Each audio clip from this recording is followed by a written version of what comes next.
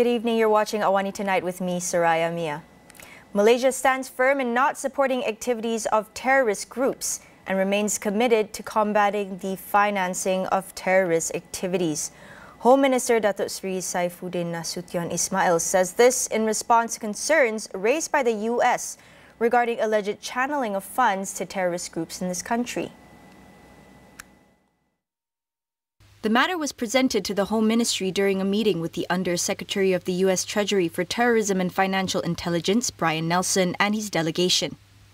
Saifuddin said Malaysia's position reflects the view of its regional commitment at the ASEAN level, the global level, and even in policy at the ministry level.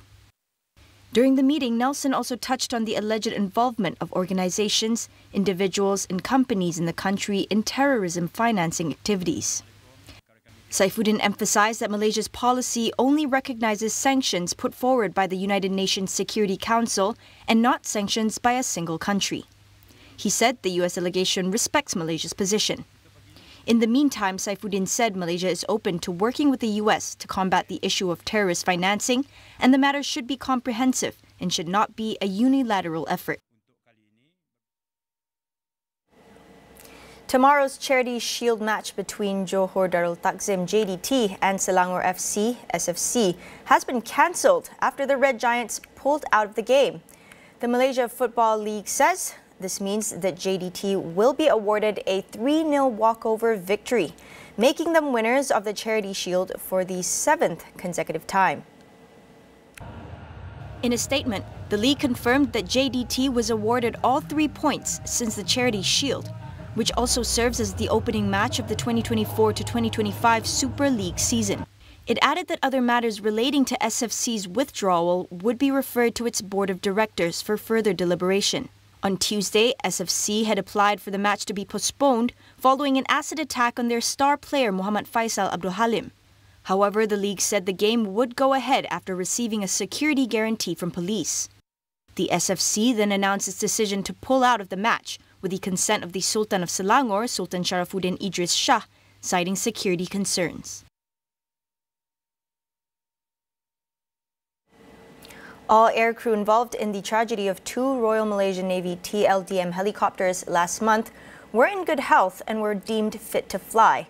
The Navy revealed that the interim report by the investigation board confirmed that the pilots involved were still validly licensed to operate the aircraft, and that their qualifications were not expired. The investigation board also found that both helicopters involved were confirmed to be airworthy or safe to fly on the day of the incident. The report added that maintenance work on both helicopters were confirmed to have been carried out according to the procedures and routines set by the original equipment manufacturer. The report also noted that the weather on the day of the incident was good and suitable for flight operations. The social security organization SOCSO is targeting 1 million gig and self-employed workers to contribute to the Self-Employed Social Security Scheme, SKSPS, this year. Human Resources Minister Stephen Sims says that until now, there are over 500,000 active contributors protected under the scheme, which provides various benefits in the event of unexpected incidents. According to Stephen, the federal government has allocated 100 million ringgit in the 2024 budget to bear 90% of the SKSPS contribution value. Under the scheme, self-employed individuals can be protected and enjoy various benefits, including medical benefits, temporary and permanent disability in the event of an accident. He added that as of March 31st, SOCSO has paid out benefits amounting to almost 5 million ringgit nationwide to those under SKSPS. The scheme was created to provide protection to self-employed individuals. It was made mandatory for the passenger transport sector, namely taxi drivers, e-hailing and bus drivers from June 1st, 2017. From January 1st, 2020, the coverage of the SKSPS was extended to 19 self-employment sectors, making a total of 20 sectors covered by the scheme. Bank Negara Malaysia has maintained the overnight policy rate at 3% after its 2-day Monetary Policy Committee meeting. It says at the current OPR level, the monetary policy stance remains supportive of the economy. The central bank said this was consistent with the current assessment of inflation and growth prospects. For the Malaysian economy, it said the latest indicators point towards higher economy activity in the first quarter of 2024, driven by resilient domestic expenditure and positive turnaround in exports. BNM noted that the global economy continued to expand amid resilient labor markets and recovery in global trade. It also expected global trade to strengthen further as the global tech upcycle gains momentum.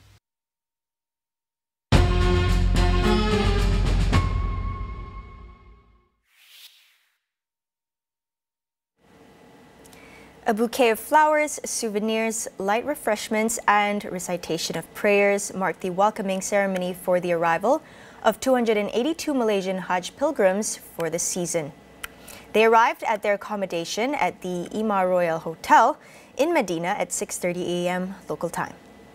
For this Hajj season, besides Ima Royal, 2 other hotels were selected as accommodation in Medina for the pilgrims of Muassasah, namely Saja Al Madinah and Anwar Movenpick, all of which are located close to the Masjid Nabawi. The arrival of the group was greeted by Chief Consul of Malaysia in Jeddah, Roslan Sharif.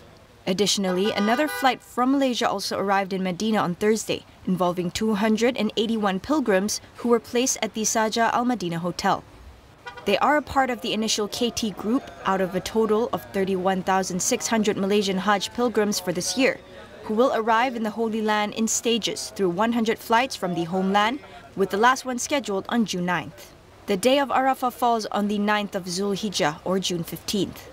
During their 6-day stay in Medina before departing for Mecca, they will participate in programs and activities organized by Tabung Haji, including briefings, visits to the Prophet's Mosque, the grave of the Prophet Muhammad, peace be upon him, and historical sites around the city of Al-Munawwarah. We'll go for a quick break. Stay tuned for more.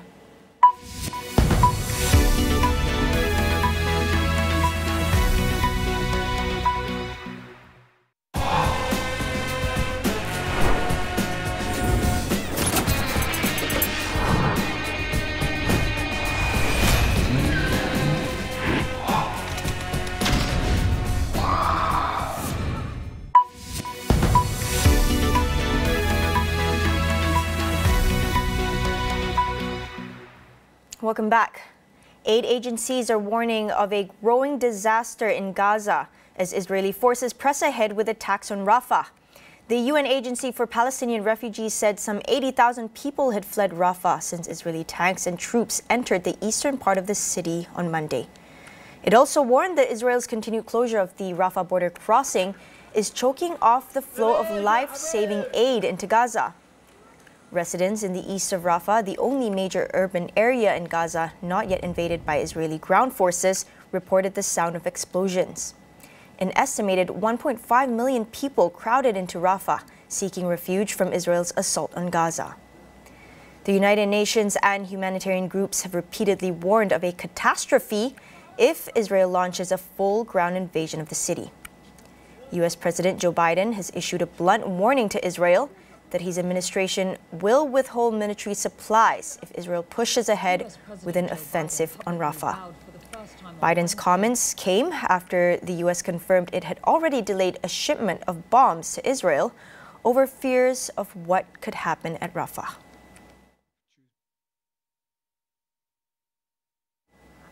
Meanwhile, Syria says its air defense had shot down Israeli missiles fired from the Golan Heights towards Damascus's outskirts, targeting a building in the countryside. This comes as Israeli troops held live fire drills in the Israeli-occupied Golan Heights. Israel has been carrying out strikes against Iran-linked targets in Syria for years, but has ramped up such raids since October 7th. The Golan Heights were part of Syria until 1967, when Israel captured most of the area in the Six-Day War, occupying it and annexing it in 1981. The unilateral annexation was not recognized internationally, and Syria demands the return of the territory. Golan overlooks Lebanon and borders Jordan. The drills took place as battles raged on the outskirts of Rafah, with Israeli forces closing in. Israel has also been trading fire across its northern border with Lebanese armed group Hezbollah. Astro AWANI is proud to announce the publication of our AI guideline for the editorial team. This initiative underscores our commitment to harnessing artificial intelligence capabilities while upholding the highest standards of journalistic quality and ethics. The announcement of this groundbreaking guideline took place during a roundtable discussion on journalism in the age of AI disruption, jointly organized by the University of Nottingham, Malaysia, UNM, and Astro AWANI, in collaboration with the Centre for Independent Journalism Malaysia, CIJ. So that brought us where we are today.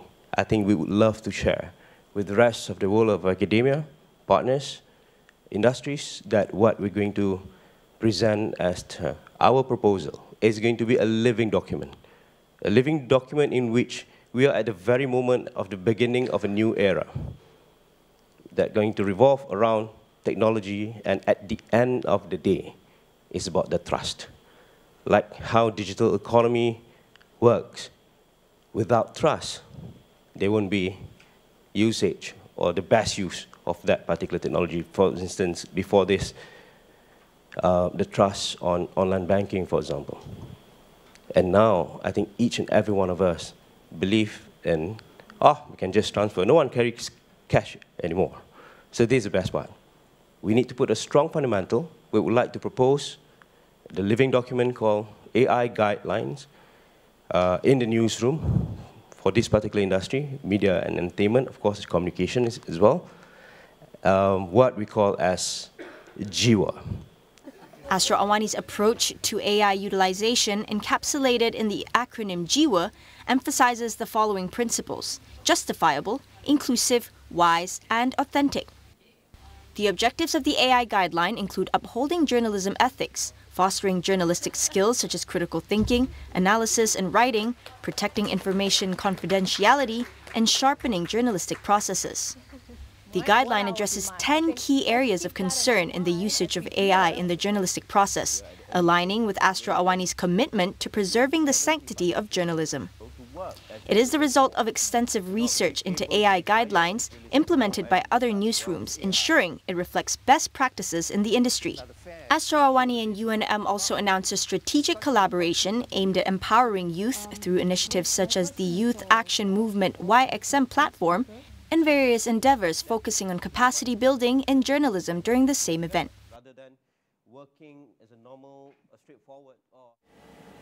That wraps up AWANI Tonight. Thanks for watching. I'm Saraya Mia. We'll see you again.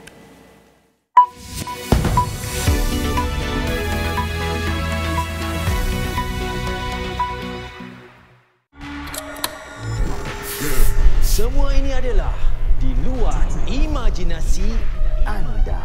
Here we go. Look, you very